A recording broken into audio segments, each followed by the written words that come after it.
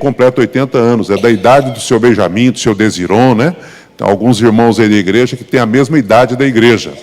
E nós temos aí um projeto para comemorar esses 80 anos que os irmãos conhecerão em breve.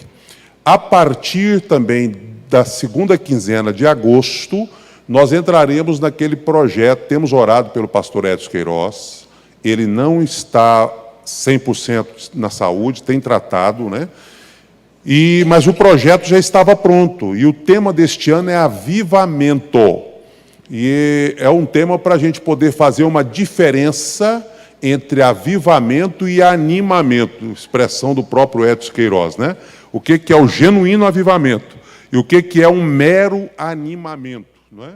E aí eu quero que você se prepare, nós temos já o livro em mãos e vamos fazer a nossa jornada agora na segunda quinzena de agosto. Domingo que vem a gente dá maiores detalhes, ok? Esses são os avisos que eu queria dar. E SEC Notícias também deve retornar, e aí nós teremos as notícias pelas redes sociais e pelo SEC Notícias também. Nós vamos voltar para o nosso período de louvor. Enquanto estivermos cantando a primeira música, você tem toda a liberdade de vir até a frente, trazer o seu dízimo, trazer a sua oferta ao Senhor, né, de maneira voluntária, alegre, né, e a gente quer fazer isso dedicando ao Senhor aquilo que é dele, e nós, com o coração aberto, reconhecemos que Ele é tão fiel para conosco, e o mínimo que nós podemos fazer é ser fiel, ou sermos fiéis para com Ele, tá? Vamos orar consagrando os nossos dízimos e as nossas ofertas neste momento. Senhor, nós queremos também, nesse ato de culto, entregar ao Senhor os nossos dízimos. Nós te louvamos porque o Senhor tem critério justo para manter a tua obra, que é o da proporcionalidade, onde cada um vai ser considerado fiel, não pelo montante, mas pela fidelidade de acordo com o que tem. E, ó Deus, esta fidelidade, nós queremos oferecer ao Senhor como resultado, primariamente, da fidelidade do Senhor para conosco. Nós queremos também, ó Deus, reconhecer que o Senhor tem sido tão bom e tem dado para nós muito mais do que o que merecemos, o que precisamos. Muitas vezes temos tido tanta fartura e nós queremos, ó Pai, que a Tua casa também seja mantida com dignidade. Os missionários não venham a sentir falta. Os que estão em preparo possam ter o necessário para continuar estudando e se preparando para o ministério. Enfim, ó Deus, que possamos mesmo, como igreja, cumprir o papel a partir da fidelidade, generosidade, alegria que cada um tem em poder contribuir. Aceita o nosso culto através das nossas ofertas. Nós oramos no nome do Senhor Jesus. Amém.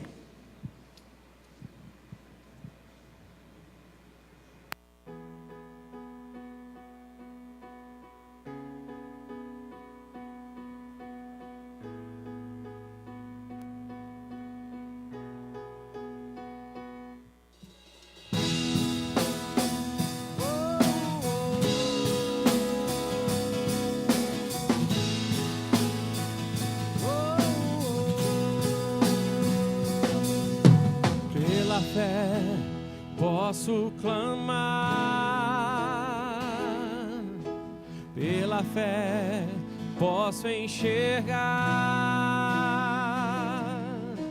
pela fé posso tocar, pela fé, pela fé.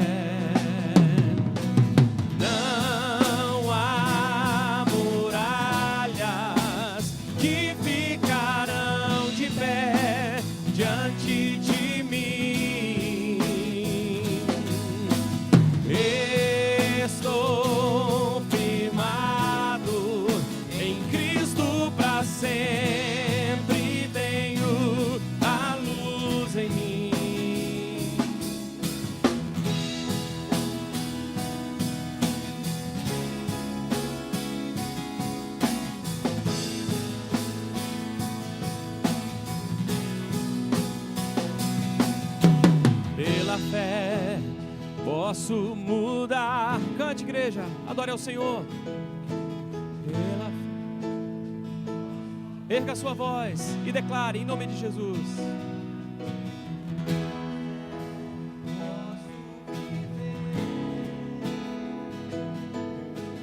Pela fé, pela fé, não há muralhas que ficarão de pé diante de mim. Estou firmado em Cristo para sempre, tenho a luz em mim. Não há muralhas que ficarão de pé diante de mim. Estou firmado em Cristo para sempre, tenho a luz em mim.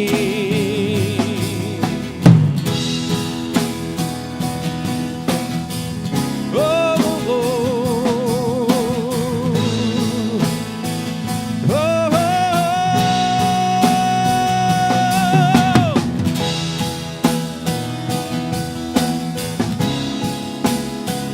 Pela fé.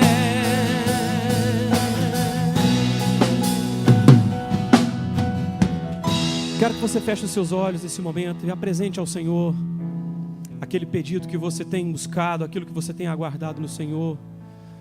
A palavra de Deus diz que sem fé é impossível agradar a Deus. Pai, nós queremos colocar diante de Ti, ó Deus, os nossos pedidos nessa noite, como já oramos aqui, como já clamamos, pelos enfermos, Pai, por aqueles que estão passando, ó Deus, por um momento de luta, de sofrimento, por aquelas questões, ó Deus, que aos nossos olhos é tão difícil, Pai, de enfrentar. Mas nós colocamos na Tua presença, Pai, não há muralhas que ficarão de pé diante do Senhor. Nossa fé está firmada em Ti, Pai.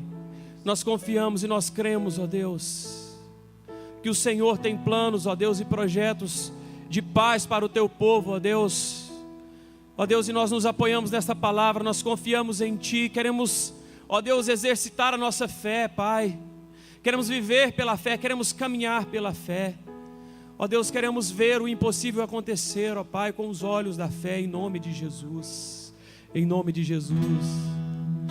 Não há muralhas que ficarão de pé diante de mim. Declare, cante ao Senhor. Estou firmado em Cristo para sempre, tenho a luz. Mais forte agora, adore ao Senhor e diga: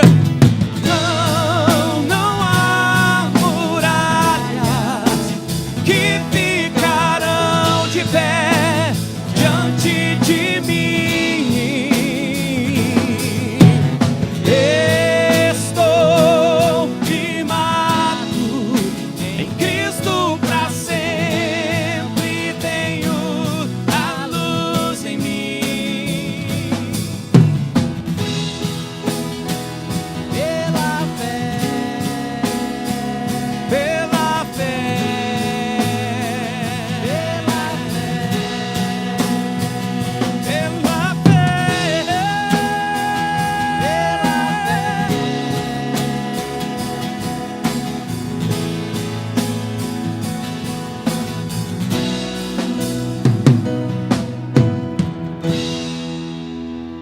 aleluia.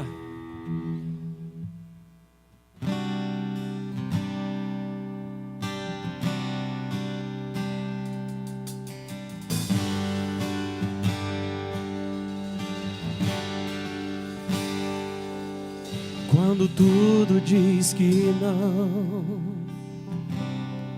Sua voz me encoraja a prosseguir. Quando tudo diz que não, ou parece que o mar não vai se abrir. Sei que não estou só, e o que dizes sobre mim não pode se frustrar. Venha em meu favor e cumpra em mim teu querer.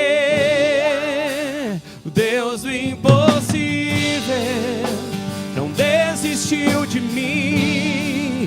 Sua destra me sustenta e me faz prevalecer. O Deus do impossível não desistiu de mim. Sua destra me sustenta e me faz prevalecer. O Deus do impossível. O Deus do impossível.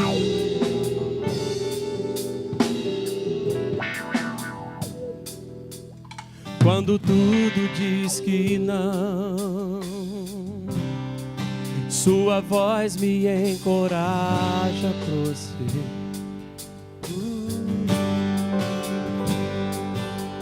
Quando tudo diz que não, ou parece que o mar não vai se abrir. Sei que não estou só, e o que dizes sobre mim não pode se frustrar. Oh, venha, Senhor, venha em meu favor e cumpra em mim teu querer. Deus do impossível não desistiu de mim. Sua destra me sustenta e me faz prevalecer. Deus do impossível não desistiu de mim. Sua destra me sustenta e me faz prevalecer. O Deus do impossível, vamos dizer. O Deus do impossível não desistiu de mim. Erga sua voz e adore. Cante, igreja. Se você confia nessa palavra, erga sua voz e declare: o Deus do impossível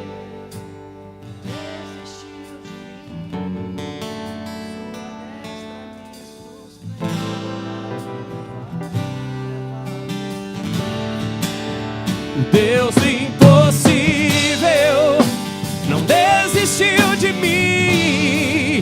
Sua destra me sustenta e me faz prevalecer. O Deus do impossível não desistiu de mim. Sua destra me sustenta e me faz prevalecer. O Deus do impossível.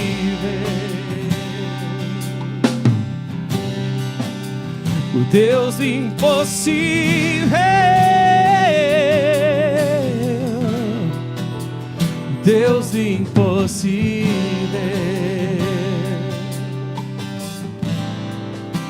O Deus do impossível. Aleluia! Quantos confiam aqui no Deus do impossível? Aleluia! Amém! Glória a Deus!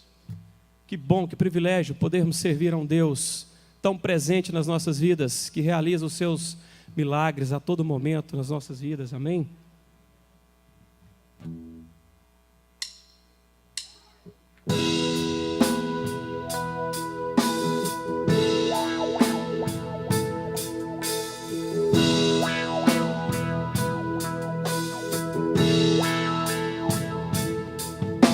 Eu creio no poder dos joelhos que se dobram. Eu creio no poder da oração. Quantos creem? Cante bem forte. Eu creio no poder das mãos que se levantam. Eu creio no poder da oração. Vou levar meus problemas pra Deus, entregar meus problemas pra Deus, abençoar minha família, minha casa e meus irmãos, pois eu creio no poder da oração. Eu creio no poder da oração.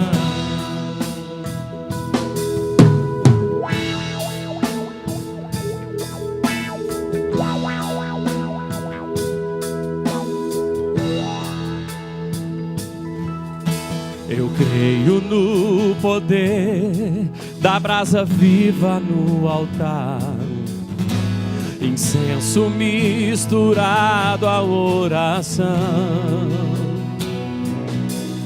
Quando o anjo oferecer, a trombeta vai tocar. Deus vai mover o céu, a terra e o mar. Vou levar meus problemas pra Deus. Leve ao Senhor, entregue a Ele, igreja. Entregar meus problemas pra Deus, abençoar minha família, minha casa e meus irmãos, pois eu creio no poder da oração. Eu creio no poder da oração. Vou levar meus problemas pra Deus. Vou levar, entregar meus problemas pra Deus. Abençoar minha família, minha casa e meus irmãos, pois eu creio no poder da oração. Eu creio no poder da oração. Levante as suas mãos comigo para os céus e diga: vou levar meus problemas para Deus. Está nas tuas mãos, Senhor. Entregar meus problemas para Deus,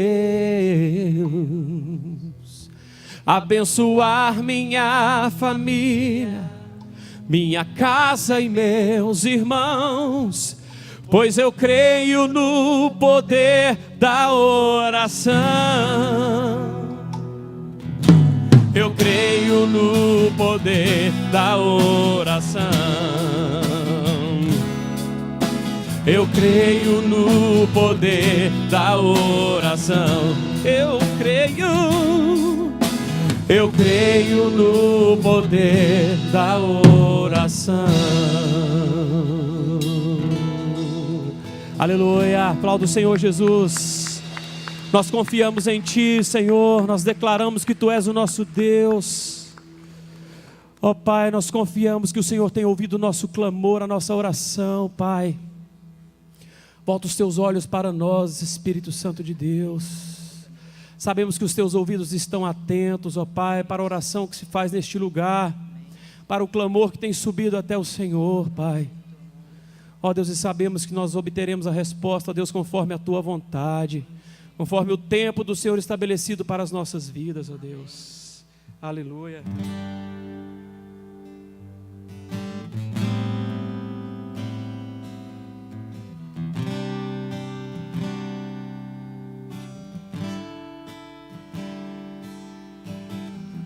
Não importa o que sou, nem o que tenho, diante do que Tu és. Trago minhas vestes, minha coroa, e ofereço a Ti. como os 24 anciãos e a entrada em Jerusalém. A mulher na casa de Simão, eu me lanço aos teus pés. Não tenho outro bem além de ti, não tenho outro bem além de ti, não tenho outro bem além de ti, Senhor. Diga! Não tenho outro bem além de ti, não tenho outro bem além de ti, não tenho outro bem além de ti, Senhor. Não importa, não importa o que sou, nem o que tenho, diante do que tu és. Trago minhas vestes, minha coroa e ofereço a ti. Como os 24 anciãos e a entrada em Jerusalém, a mulher na casa de Simão, eu me lanço aos teus pés. Não tenho outro bem além de ti, não tenho outro bem além de ti, não tenho outro bem além de ti, Senhor. Tu és o nosso único bem, Senhor. Não tenho outro bem além de ti, não tenho outro bem além de ti, outro bem além de ti, Senhor. Eu te amo, Senhor. Eu te amo, eu te quero, eu te adoro, meu Senhor. Eu te amo, eu te quero, eu te adoro, e não tenho outro bem além de ti, não tenho outro bem além de ti, não tenho outro bem além de ti, não tenho outro bem além de ti, Senhor. Não tenho outro bem além de ti, não tenho outro bem além de ti, Senhor.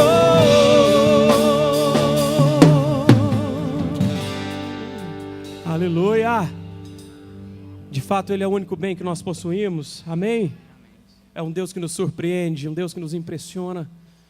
Quando estamos tomando certas decisões, Ele vem e muda tudo, e transforma tudo, e nos faz enxergar de uma nova maneira. Esse é o nosso Deus, aleluia.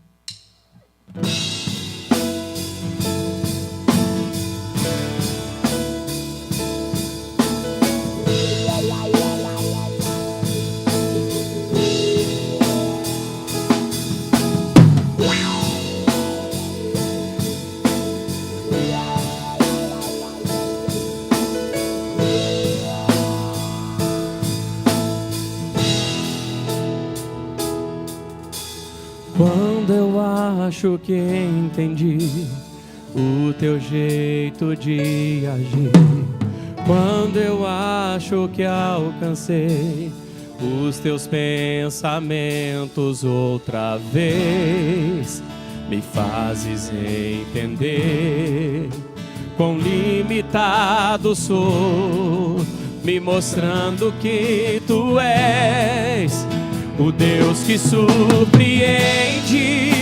que me ensina sempre que eu preciso confiar, mesmo sem compreender. O Deus que surpreende, um dia após o outro, e faz o sol brilhar pra mim, inédito outra vez.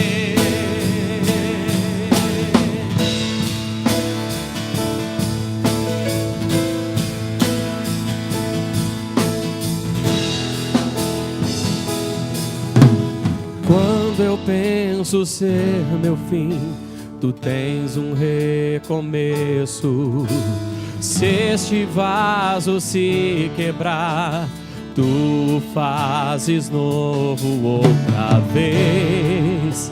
E posso entender quão grande é o teu amor por mim mais uma vez. O Deus que surpreende, que me ensina sempre que eu preciso confiar, mesmo sem compreender. O Deus que surpreende, um dia após o outro, e faz o sol brilhar pra mim, inédito outra vez. Eu me rendo a ti, Senhor, faz prevalecer o teu querer, pois tudo que eu preciso está em ti. O Deus que surpreende, que me ensina sempre que eu preciso confiar, mesmo sem compreender. O Deus que surpreende, um dia após o outro, e faz o sol brilhar pra mim, inédito outra vez.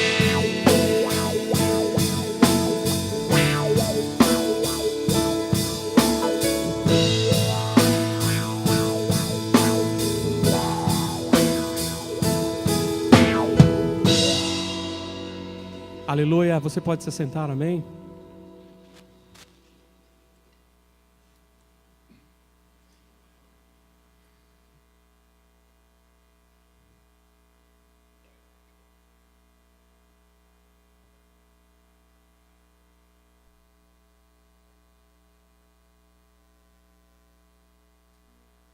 Amém. Eu quero saudar todos os irmãos, a graça e paz do Senhor Jesus, aqueles que estão nos vendo pela internet, desejamos que sejam igualmente abençoados onde estiverem. Estamos na quinta mensagem dentro da carta de Paulo aos Tessalonicenses, e o cardápio tem sido variado para quem tem podido vir todos os domingos.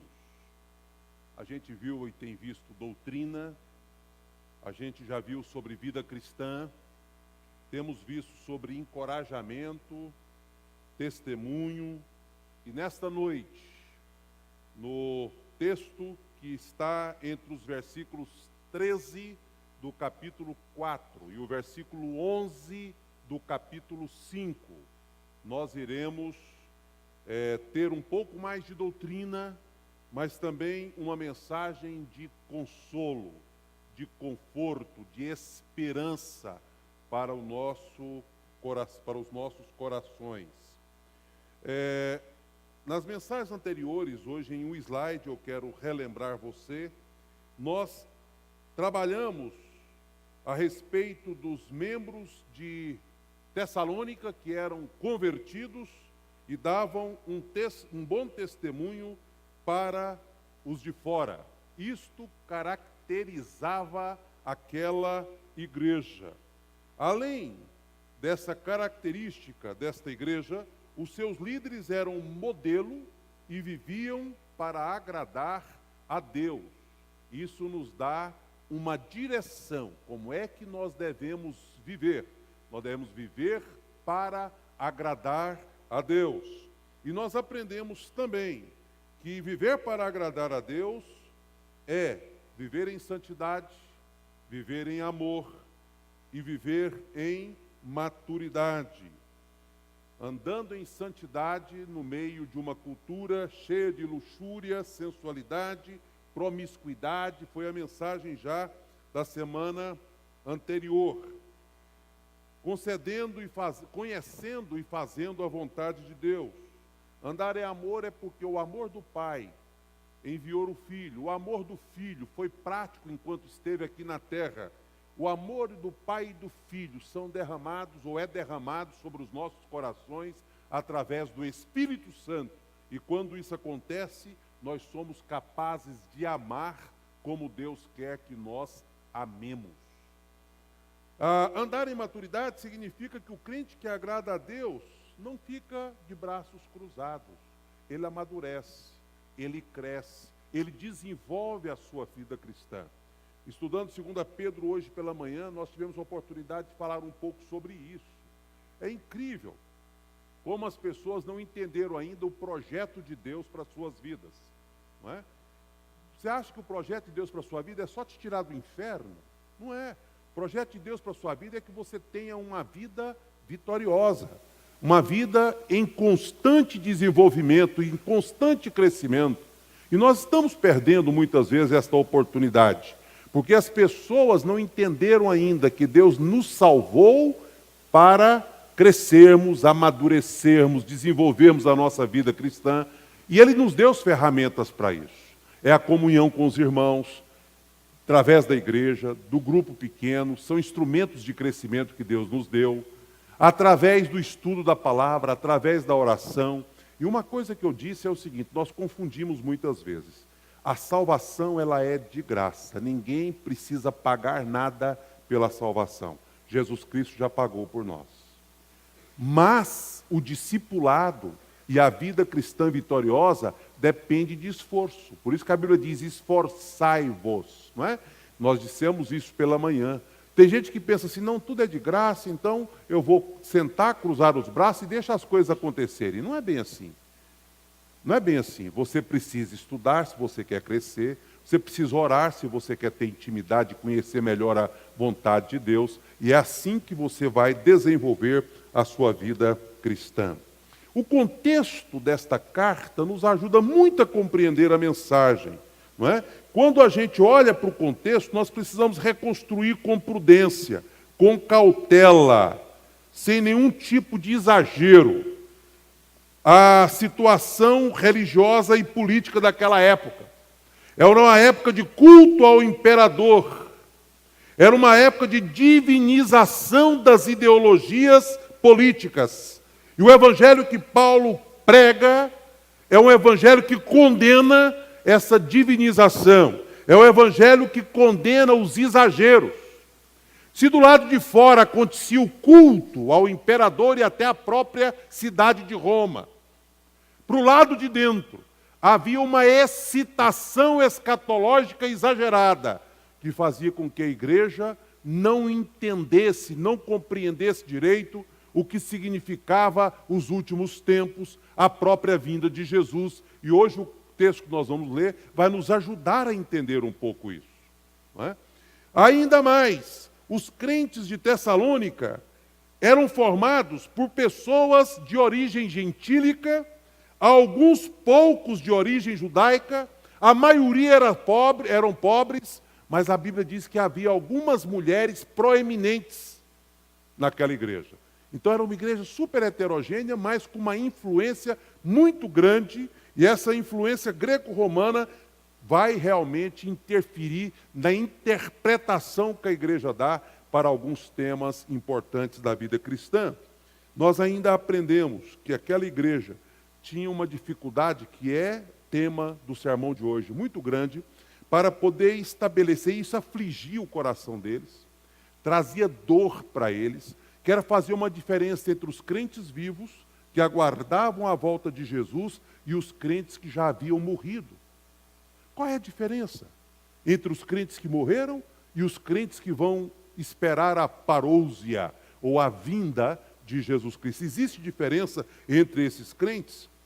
Foi por causa dessa dúvida, por causa desta preocupação e dessa angústia, desta aflição no coração da igreja, que Paulo escreveu o texto que nós vamos poder imergir ou poder estudar na noite de hoje. Quando é que Jesus Cristo vai voltar? O que aconteceu com os crentes que já morreram? Não é? Será que houve algum ensino inadequado para a igreja? Preste atenção para você não entender errado. Há uma corrente que imagina que até o próprio Paulo, depois da sua conversão, analisou as promessas da vinda de Cristo como sendo uma vinda iminente. O que quer dizer isso? O próprio Paulo talvez imaginasse que aquela geração pudesse ver a volta de Jesus Cristo. Não é? Porque ele diz, nós os que estivermos vivos. Existem opiniões diferentes. Eu estou dizendo de uma corrente de interpretação que imagina que talvez até o próprio Paulo possa ter transmitido para a igreja uma esperança de que Jesus Cristo voltaria para aquela geração. Não é? E esse ensino inadequado, entre aspas, pode ter gerado esses cristãos com este comportamento estranho a respeito da morte e a respeito da vinda de Jesus Cristo. Paulo, no verso 13, apresenta o assunto e a razão. Quer ver? Vamos ler o versículo 13. Você pode me acompanhar nessa leitura? Eu gosto da participação, acho que torna mais dinâmico. Vamos participar e além de estar internalizando a palavra. Certo? Leia comigo então esse versículo 13. Irmãos, não queremos que vocês sejam ignorantes quanto aos que dormem, para que não se entristeçam como os outros que não têm esperança. Vamos dividir esse versículo em duas frases. A primeira frase é até a segunda vírgula, depois da palavra dormem. O texto diz, irmãos, não queremos que vocês sejam ignorantes quanto aos que dormem. Primeira frase. Nessa primeira frase, o que é que nós encontramos aí? A razão de toda a argumentação que vai se seguir. Havia uma ignorância daquela igreja a respeito dos crentes que haviam morrido. Não é? O dorme aqui do texto é o dorme morreu. É o dorme da morte. Havia morte entre os cristãos de Tessalônica. Crente morre, crente adoece. Então essa sentença está falando o seguinte, a ignorância de vocês sobre a situação dos que morreram está gerando essa aflição, está gerando essa dor, está gerando essa angústia. E eu não quero que vocês permaneçam na ignorância. A segunda metade do versículo diz assim, olha, para que não se entristeçam como os outros que não têm esperança. Em outras palavras, eu estou apresentando agora a razão. Por que eu quero tratar desse assunto com vocês? É para que vocês não lamentem excessivamente. Sem dúvida a morte é uma desmancha-prazer. Sem dúvida a morte gera dor. Ninguém está querendo tapar o sol com a peneira. Sem dúvida a Bíblia chama a morte de inimiga, de adversária. Ninguém está querendo aqui dizer assim, não, tem gente que chega no velório e diz, não chora não, é tempo de choro sim. Não é? Existe uma dor. A morte é consequência do pecado, mas Paulo chama de inimiga, de adversária. O que Paulo está condenando é quando a gente parte para um desespero excessivo, parecendo que a gente não tem nenhuma esperança. A dor da separação por tempo indeterminado. Você chora até quando alguém muda de país, um querido seu, não é? Foi para longe. Então é ruim. Mas só que os demais que não têm esperança, eles sofrem muito mais do que aqueles que têm esperança. E é isso que Paulo quer orientar. Nós não podemos nos comportar da mesma forma que se comporta aqueles que não têm nenhuma esperança. Por que nós precisamos ser diferentes? Bom, aí vem as explicações do texto. A primeira razão, meus queridos, que nós precisamos ser diferentes é porque nós temos a revelação do que vai acontecer. E a revelação nós encontramos na palavra de Deus. palavra completa. A Bíblia é o conteúdo completo da revelação de Deus. Nós não precisamos nos aventurar em nenhum tipo de teoria. Eu acho que vai ser assim. Eu ouvi alguém dizer que talvez seja assim. Né? Nós não precisamos nos aventurar em nenhum tipo de teoria que vem de qualquer religião, de qualquer filosofia, de qualquer pessoa, porque nós temos algo que nós conhecemos como sendo revelação. Não é? Revelação é para a gente receber, tirou o véu, revelou. Não é? É para a gente receber, guardar, crer. Não é? E nesta revelação completa de Deus, que é a Bíblia Sagrada, nós não precisamos acrescentar nada, nós não precisamos tirar nada, nós precisamos apenas abrir a Bíblia e dizer: a palavra de Deus responde a respeito das dúvidas que eu tenho quanto àqueles que já morreram.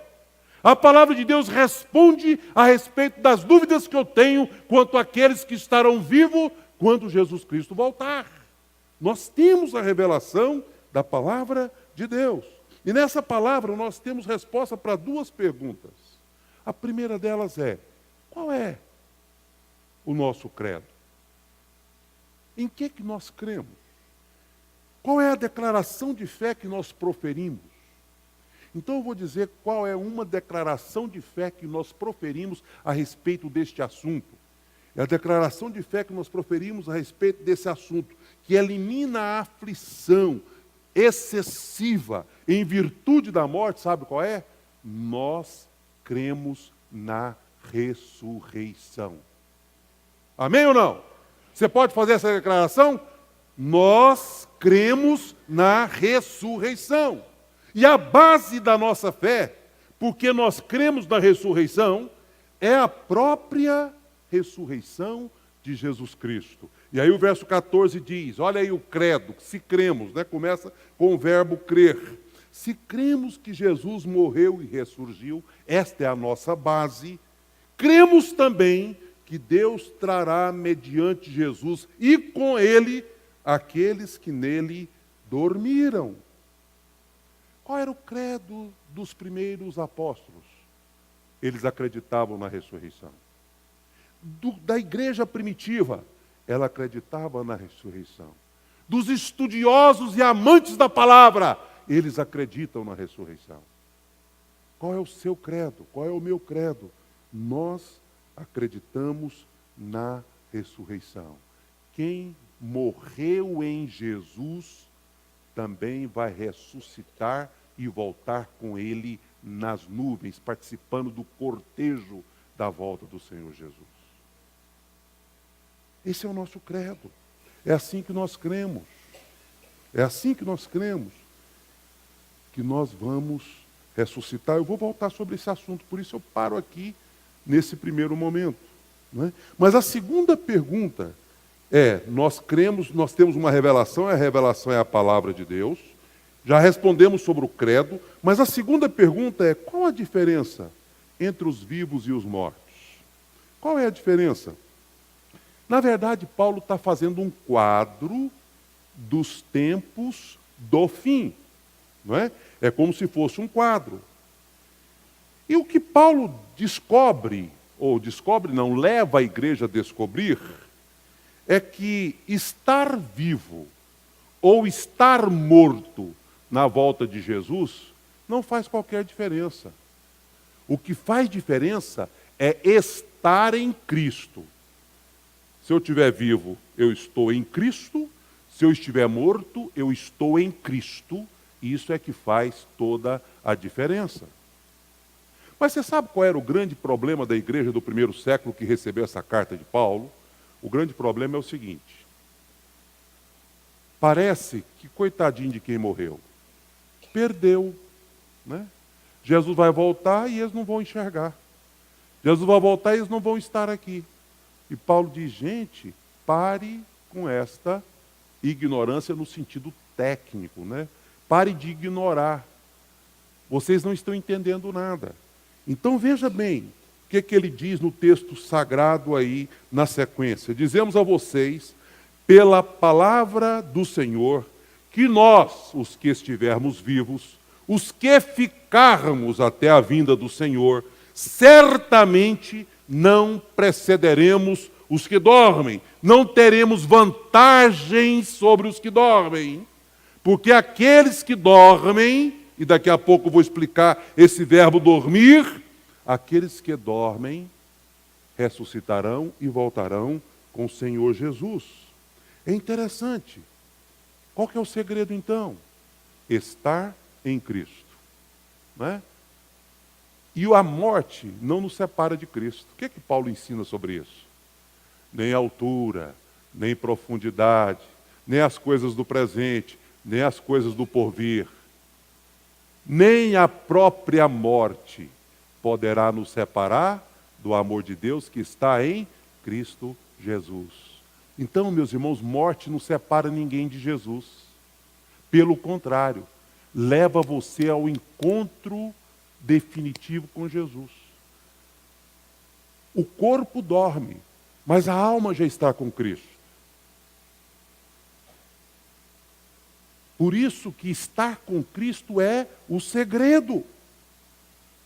Parece que essa angústia tomava conta dos discípulos quando Jesus ia morrer. Então ele disse assim, olha, não se turbe o vosso coração, credes em Deus, crede também em mim. Na casa de meu pai há muitas moradas, por isso eu vou preparar-vos lugar. E quando eu for e vos preparar lugar, e aí ele vai falar da volta, que é um outro assunto para daqui a pouco, mas ele mostra que não era para os discípulos ficarem agitados nos seus corações. Não se turbe os vossos corações. Mas depois lá na frente, você sabe que Jesus diz o segredo? Qual que é o segredo de vocês não ficarem angustiados? Qual que é o segredo de vocês não ficarem agitados? Permaneçam em mim, e eu permanecerei em vocês. Não é? Esse é o segredo. Estar em Cristo. Permaneçam em mim, eu vou permanecer em vocês. E é essa ligação de vocês comigo, é essa ligação minha com vocês, que vai fazer toda a diferença. Nós temos a revelação da palavra. Esse é o primeiro ponto. Segundo, nós temos as promessas. Você não precisa inventar, não precisa especular, não precisa filosofar, você só tem que ler e entender o que Jesus revelou, o que Deus revelou, o que o Espírito Santo revelou. Pronto. Você tem a revelação nas suas mãos. Certo?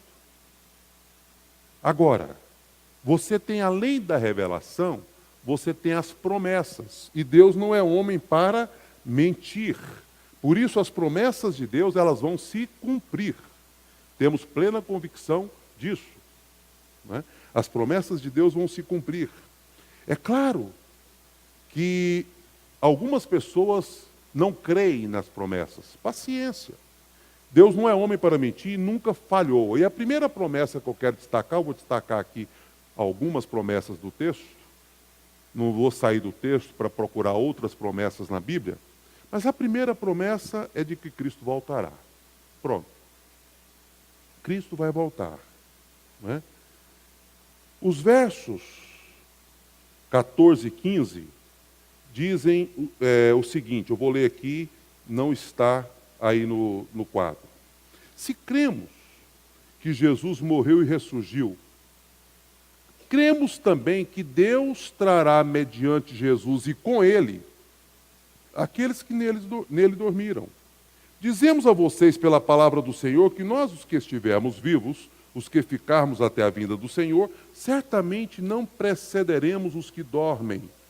Tem muita coisa nesse texto, mas eu quero destacar as expressões. Deus trará mediante Jesus os que nele dormiram. Depois a expressão, os que estivermos vivos, os que ficarmos até a vinda do Senhor. Olha a afirmação, a vinda do Senhor. O que a promessa da volta de Cristo provoca em você? O que provoca? Você acredita que Jesus vai voltar mesmo? Ou você vem à igreja, lê a Bíblia, ouve sobre o assunto, mas tem muita dúvida no seu coração. Tem gente que zomba. Tem gente que não entende, diz que não entende. Tem alguns que são até tomados pelo medo. Mas o que eu quero dizer é que o pensamento corrente em Tessalônica não precisa estar na igreja de hoje, porque nós já temos a própria carta de Tessalonicenses para nos esclarecer que Jesus vai voltar. Ele prometeu que ele ia voltar.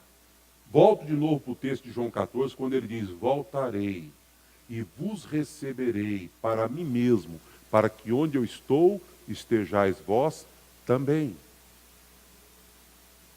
Além disso, você encontra Atos dos Apóstolos, quando Jesus foi assunto ao céu, não é? E a voz que afirmava: este varão que vistes subir, voltará, assim como vistes subir. A primeira vinda de Jesus foi profetizada no Velho Testamento. Muita gente duvidava. Houve 400 anos de silêncio profético e as pessoas diziam: não vai mais se cumprir. O que foi feito da profecia de Zacarias? O que foi feito da profecia de Isaías? O que foi feito das outras profecias do próprio salmista? Profecias que apontavam para o Messias prometido, que viria de nascer para libertar o povo. Profecias que diziam: ó, tu, Belém, terra de Judá. Profecias que falavam a respeito da encarnação, do nascimento do Filho de Deus. O que foi feito dessas profecias? Num belo dia, a palavra de Deus aponta para o nascimento de Jesus. Não é? Exatamente como foi profetizado. Profetizado 1000 anos antes, profetizado 700 anos antes. Tem profecias tão detalhadas que a impressão que a gente tem é que o profeta tinha vivido nos tempos de Jesus. Mas não. Era uma profecia que se cumpriu nos seus mínimos detalhes. E Jesus veio. Deixa eu dizer para você que duvida: Jesus virá. Deus não é homem para mentir. E a palavra de Jesus diz que ele voltará. Ele voltará. Não tem dúvida disso. Você não precisa ficar preocupado com quem já morreu, porque se morreu em Cristo, voltará com Cristo. Não é? A segunda vinda de Cristo durante a carta de... Presta atenção. Nós já estamos pregando já 5 domingos sobre esta carta. A segunda vinda de Cristo já foi estímulo para a nossa santidade. Mantenham a santidade porque Jesus vai voltar. A segunda vinda de Cristo já foi estímulo para o nosso serviço. Frutifique, produza, não cruze os braços, trabalhe, porque Jesus vai voltar. Hoje, a segunda vinda de Cristo é para nós motivo de consolo. Não é? A promessa da segunda vinda de Cristo é consolo para nós, os crentes. Presta atenção aqui. Você já teve a oportunidade de consolar alguém com esta palavra do Senhor? Paulo diz: consolai-vos uns aos outros. Não é? Ao invés de você ficar falando coisas assim superficiais de você mesmo, console dizendo: meu querido, Jesus vai voltar. Minha querida, Jesus vai voltar. Não é? E é isso que faz toda a diferença para aquecer o seu coração, para aquecer o meu coração. A segunda vinda de Cristo traz consolo. A outra promessa que nós temos é de que os mortos ressuscitarão. Pronto. A base é a própria ressurreição de Cristo e o texto bíblico é claro em dizer. Deixa eu voltar aqui que eu fui adiante. A base é a própria ressurreição de Jesus Cristo. As perguntas mais perturbadoras que uma pessoa pode viver, tentar responder ou ouvir são: o que é a morte? Se alguém sabe definir a morte? Ah, pastor, morte é a separação da alma com o corpo. É uma definição bíblica, sim. Morte eterna é a separação eterna de Deus. Morte espiritual é a separação espiritual de Deus. Mas e uma outra pergunta: o que acontece após a morte? Eu já contei para os irmãos aqui que a ansiedade das pessoas é tão grande que um dia eu cheguei para um culto fúnebre no cemitério Jardim das Palmeiras, estacionei meu carro. A primeira pessoa que veio ao meu encontro, parente de quem havia morrido, que eu nem me lembro hoje quem é, mas a pessoa chegou e tinha morrido uma pessoa no ano anterior. A pessoa veio e nem me cumprimentou. Pastor, me responde uma coisa: os dois já se encontraram lá no céu? Era a pergunta que ela queria fazer naquele momento. Há muita dúvida no coração das pessoas sobre esse assunto, não é? Já se encontraram lá no céu? Para onde a pessoa vai quando morre? Não é? Algumas pessoas dizem assim, está dormindo. Se o que você chama de dormir é a respeito de um sono inconsciente, não combina com o que a Bíblia diz. A Bíblia não diz que a pessoa que morreu está num sono inconsciente. A expressão dormir na Bíblia é para indicar que a morte é temporária, assim como você tem a expectativa de acordar do sono, você também vai ressuscitar e levantar da morte. A expectativa do dormir, não é? Ou pelo menos a ideia de dormir, é a ideia de que é provisório esse tempo. Ninguém vai dormir por tempo indefinido, indeterminado. O sono ele é provisório. É para dar essa ideia de sono, de algo provisório. E que quem repousa é o corpo. Aí se você vai para Paulo, Paulo diz, para mim morrer é lucro. Estar com o Senhor é infinitamente melhor. Mas também eu estou constrangido, quero ficar com vocês. Em outro texto, né, além de falar que morrer era lucro e que estar com Cristo era melhor, não é? Em outro texto daquela parábola do rico e Lázaro, a Bíblia diz que Lázaro já foi de imediato para o seio de Abraão. Já foi desfrutar daquele ambiente maravilhoso e gostoso, enquanto que o rico já foi para o lugar de tormento, não é? Enfim, todos os indícios da Bíblia apontam para o fato de que a Bíblia chama a morte de sono porque o corpo vai estar em um estado de repouso, o pó volta à terra como era e o espírito volta para Deus que o deu. Não é? Esta é a doutrina bíblica na qual nós cremos. Agora, quem não sabe nada sobre isso vai fazer o quê? Entristece. Irmãos, eu quero que vocês entendam, Paulo está dizendo isso, para que vocês não se entristeçam como os demais. Tristeza pode ter. Não é? Ninguém vai ficar alegre com separação, com despedida. Agora, sem nada excessivo. Porque vocês têm esperança, os outros não têm esperança. A morte é um assunto que assusta muitas pessoas, mas por outro lado, sabe o que a Bíblia afirma sobre a morte? Que Jesus Cristo já destruiu os poderes da morte. Por isso, quem tem o poder da morte, que é o diabo, já foi destruído na cruz.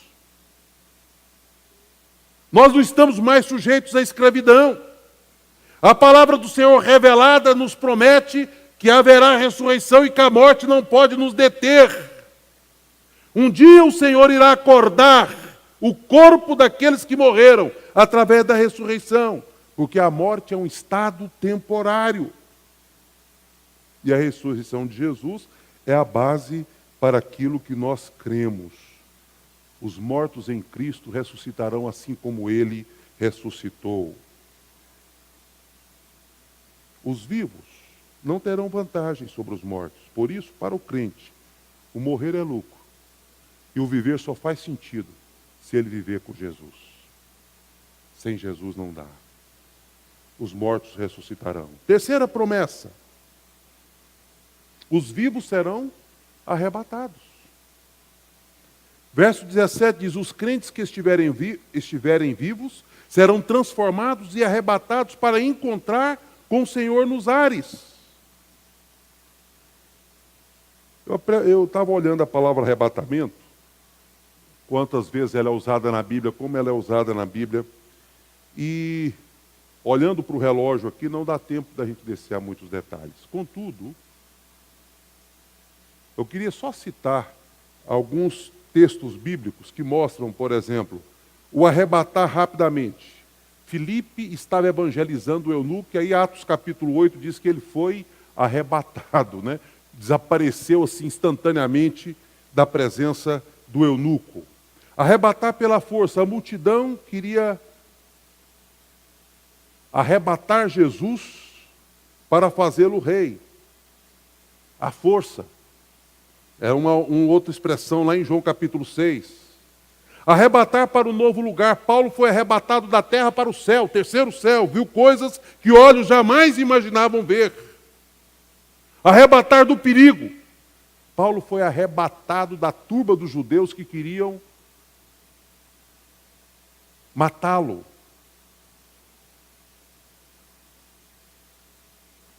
A igreja será arrebatada. Sabe o que significa isso? Vai ser num abrir e fechar de olhos, num piscar de olhos, rapidamente. Força nenhuma poderá deter e impedir que o arrebatamento aconteça. Não é? E vai acontecer de uma maneira maravilhosa, porque nós seremos transformados. Transformados. Que promessa que nós temos. O Senhor virá para buscar os fiéis que estiverem vivos na sua segunda vinda. Creio que vai ser um privilégio tremendo.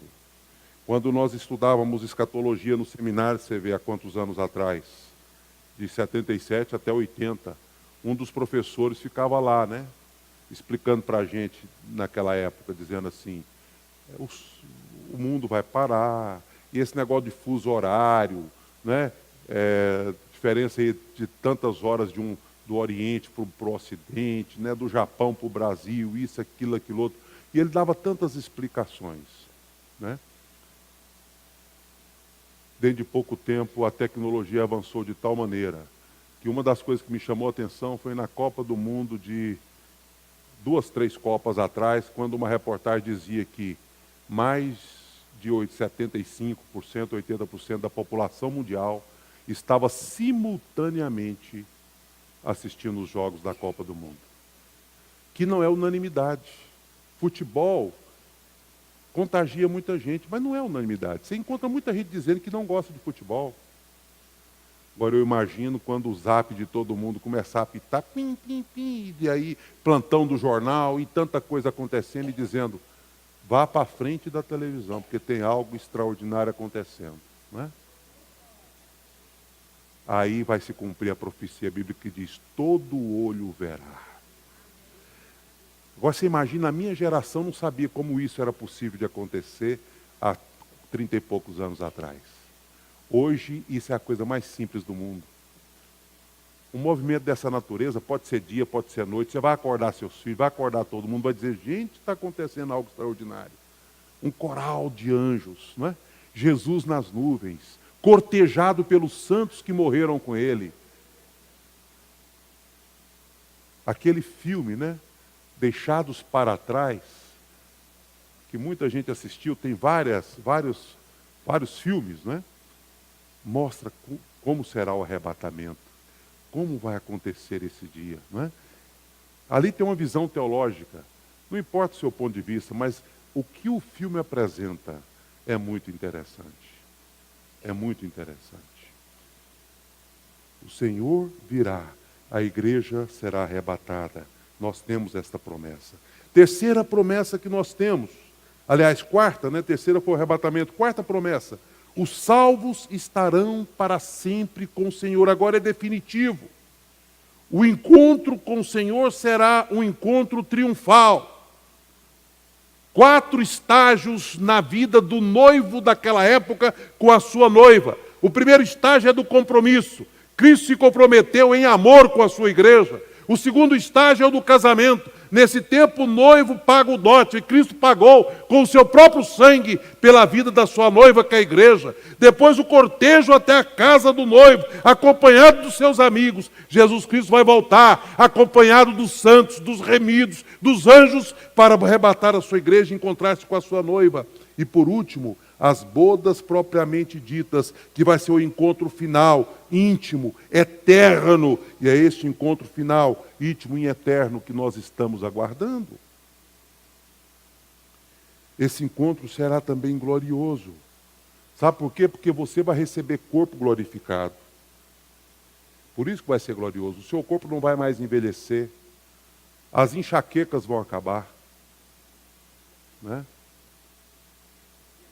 Diabetes, osteoporose, e tudo quanto é problema que você tem aí, catarata, acabou. Corpo glorificado, diz a Bíblia. Corpo glorificado. Marido enjoado, feiura. Não vai precisar mais de botox, não vai precisar mais nada disso.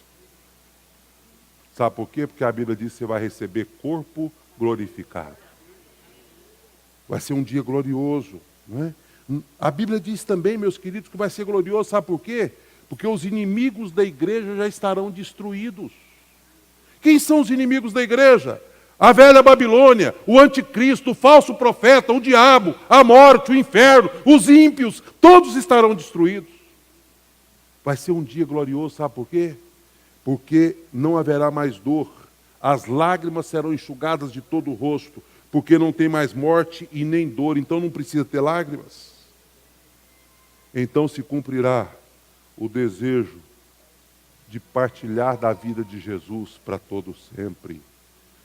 E assim, diz o verso 17, estaremos para sempre com o Senhor. Comunhão com o Pai, comunhão com o Filho, comunhão com os remidos e com os santos que já estão na eternidade. Nós vamos encontrar com o Senhor. Será um tempo de comunhão profunda, marcará oportunidades. É interessante porque tem gente que reclama do louvor, reclama da comunhão, não quer ter relacionamento. É melhor você pedir para Deus para você não ir para o céu. Porque lá no céu vai ter tudo isso. Ou não vai ter? Vai ter ou não vai ter? Vai ter adoração. Você sabe que não vai ter evangelismo no céu, mas vai ter adoração. Evangelizar no céu? Não, vai ter adoração. Né? Pastor João na convenção disse que o filho dele falecido, o Eliezer, disse que vai ter uma cachoeira de Coca-Cola, e o melhor é que não vai fazer mal. Né?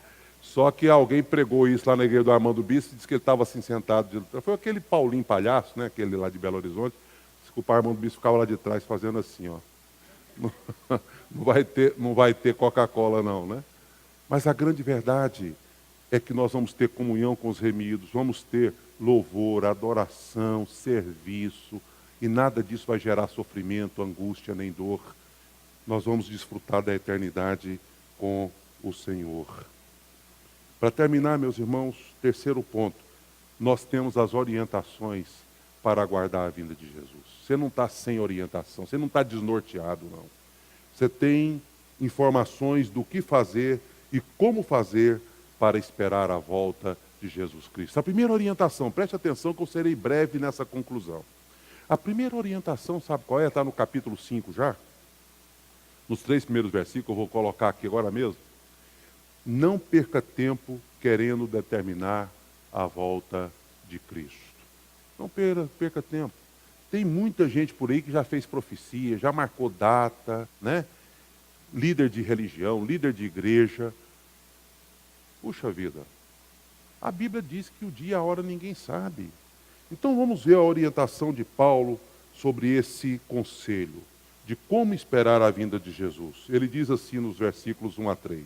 Irmãos, quanto aos tempos e épocas, não precisamos escrever-lhes, pois vocês mesmos sabem perfeitamente, já foi dito tantas vezes isso, né?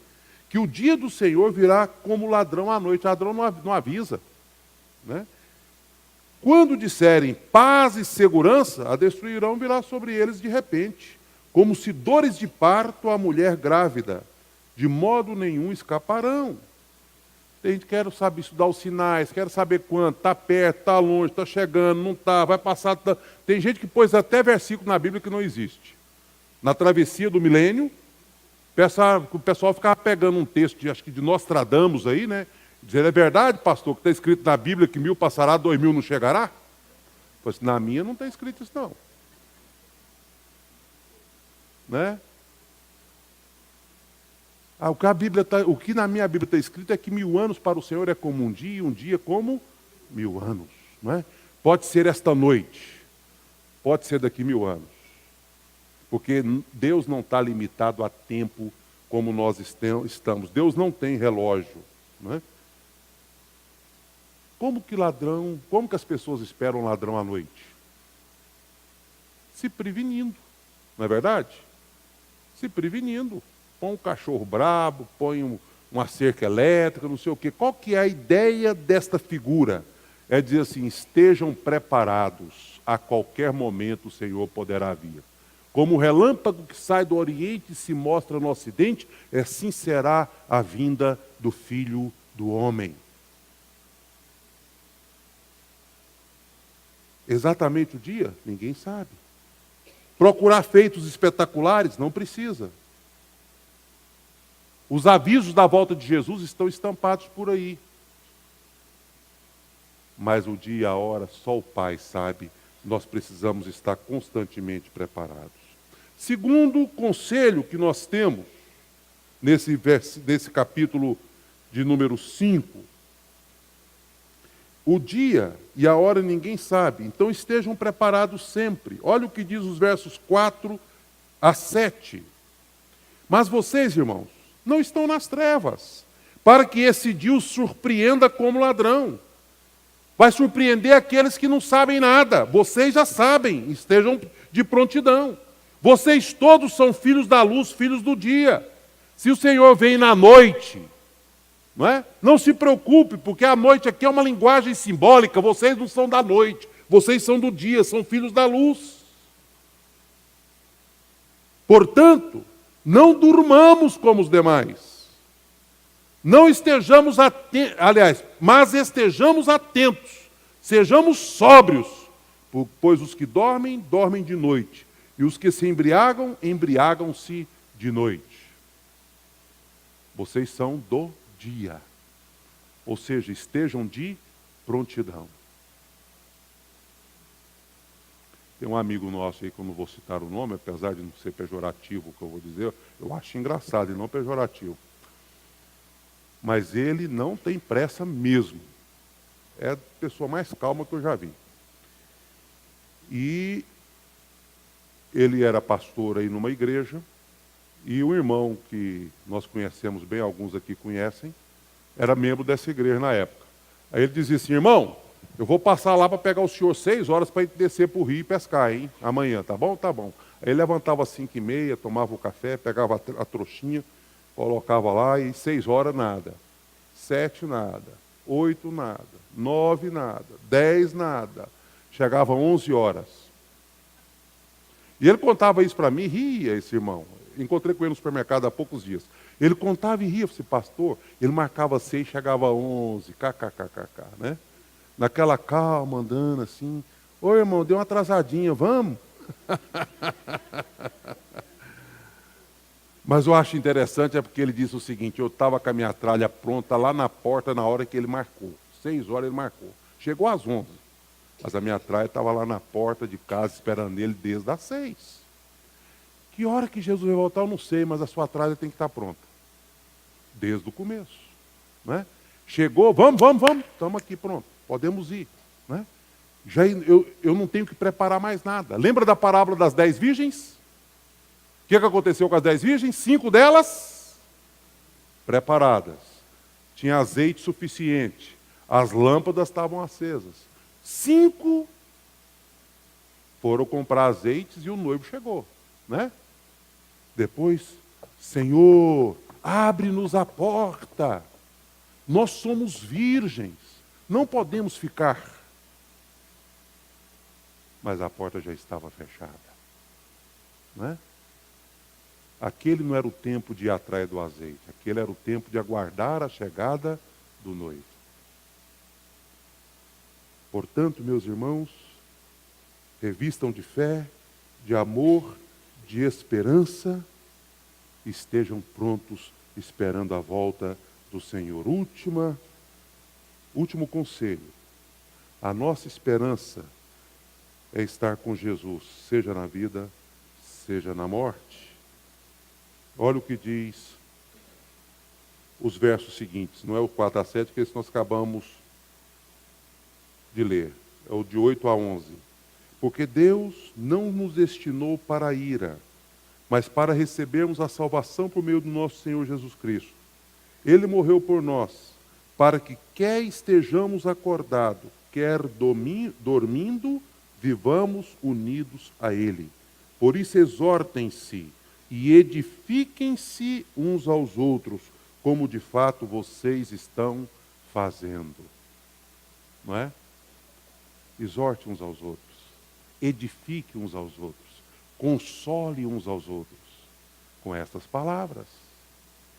O que importa é que nós estejamos em Cristo. A gente não fala para quem morre. Quantos velórios tivemos a oportunidade de presenciar? Em quantos eu já preguei? Não. Ali está o corpo da pessoa, uma lembrança do tabernáculo que serviu aquela pessoa durante anos. Mas nós falamos para os vivos. Por isso eu tenho tranquilidade de pregar em qualquer tipo de velório.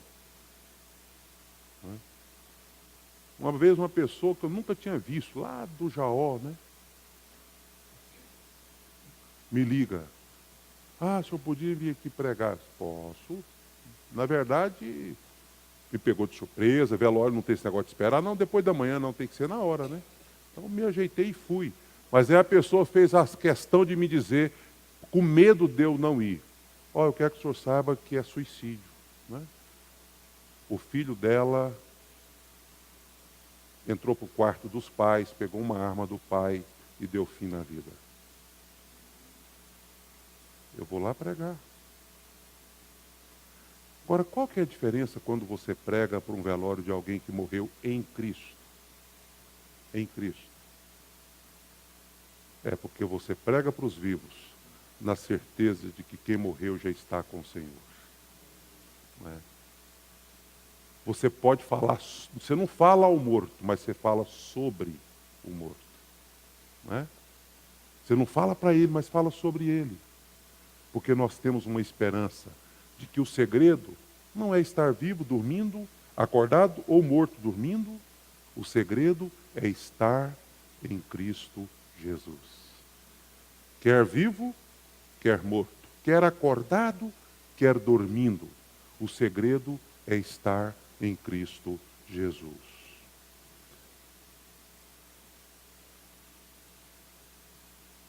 Um teólogo piedoso, pregador presbiteriano, ele costumava quase sempre terminar sermões perguntando: quem sente que Jesus Cristo vai voltar esta noite?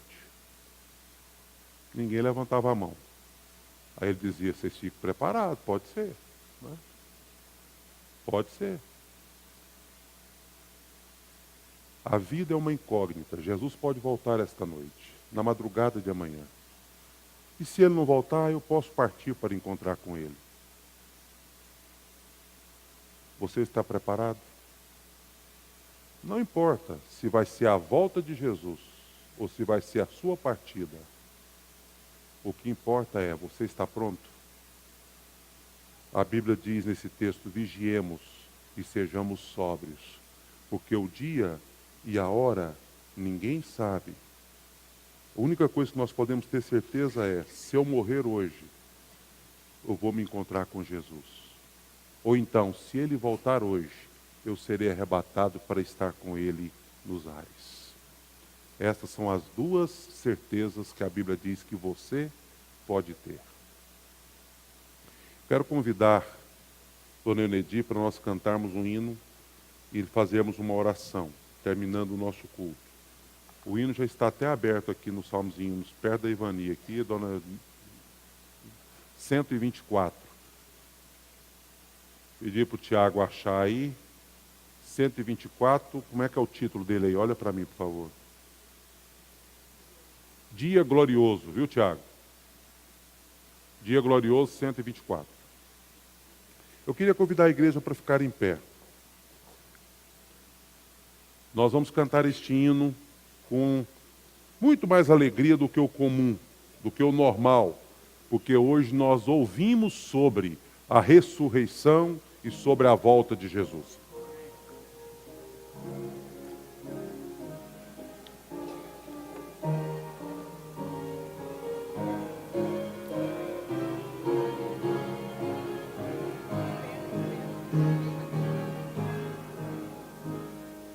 Só um minutinho, a Dona Enedia vai fazer a introdução de novo, porque eu peguei o pessoal lá de surpresa, né? Então eles estão procurando o cântico, para a gente tê-lo na tela, senão ninguém canta, porque é um cântico que nós não somos habituados a cantar. Salmos e Hinos, 124, Regozijai-vos, ó cristão. Agora, dona Enedi, vamos lá.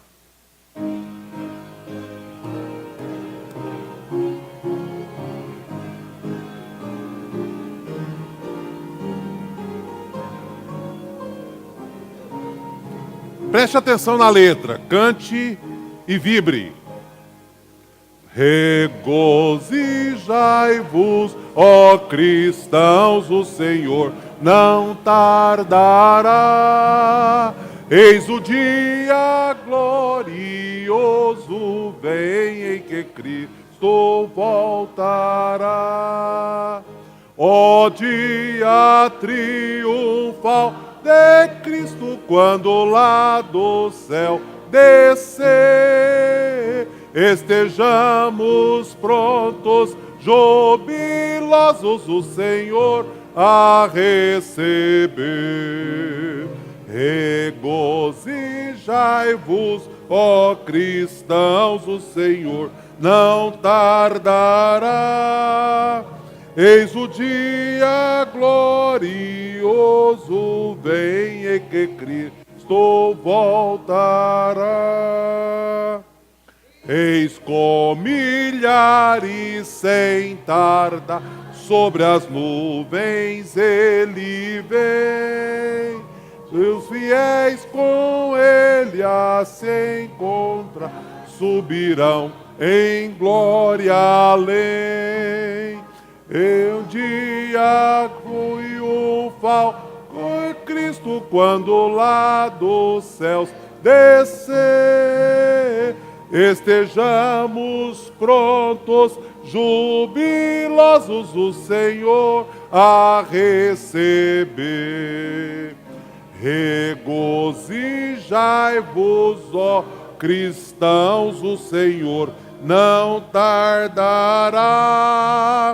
Eis o dia glorioso, vem em que Cristo voltará.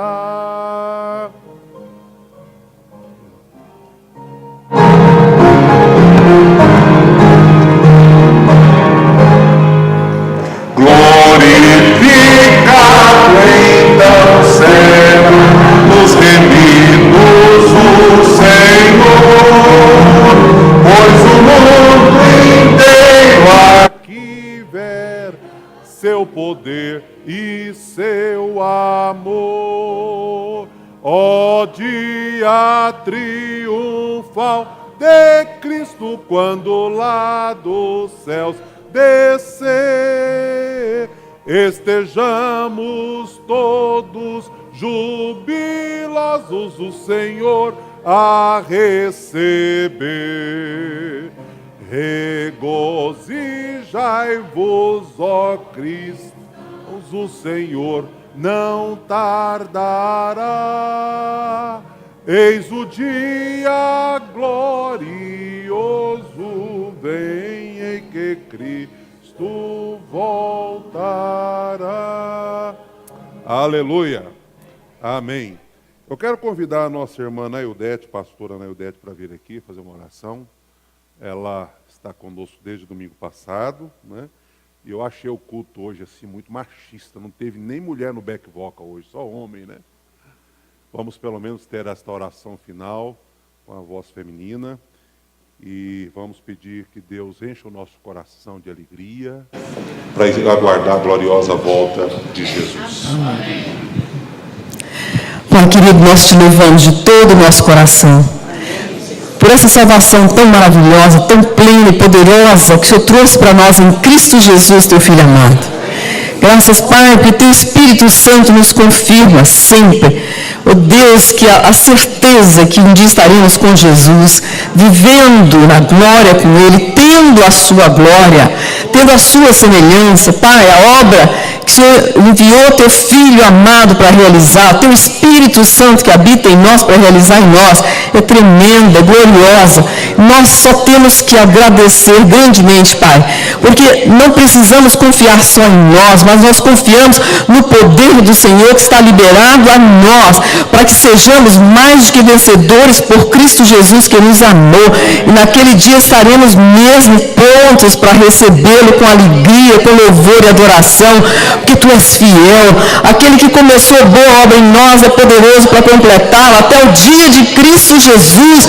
Por isso temos essa esperança, essa fé, Senhor, inabalável nas Tuas promessas, porque o Senhor não é homem para que minta, nem filho do homem para que se arrependa. Aquilo que o Senhor prometeu, o Senhor fará, o que o Senhor falou, o Senhor cumprirá. Obrigada, Pai, louvado, glorificado, exaltado, para sempre seja Deus Pai, Deus Filho, Deus Espírito Santo. Aleluia. Amém, Senhor. Amém. Que a graça do nosso Amém. Senhor e Salvador Jesus Cristo, Amém. o amor de Deus nosso Pai e a comunhão do Espírito esteja conosco aqui no templo, esteja com os irmãos que estão nos assistindo Amém. à distância e com toda a igreja do Senhor Jesus espalhada pela terra até a gloriosa volta de Jesus Amém. Cristo. Amém. Amém. Deus abençoe a todos. Obrigado, pastor. Muito obrigado. Obrigado.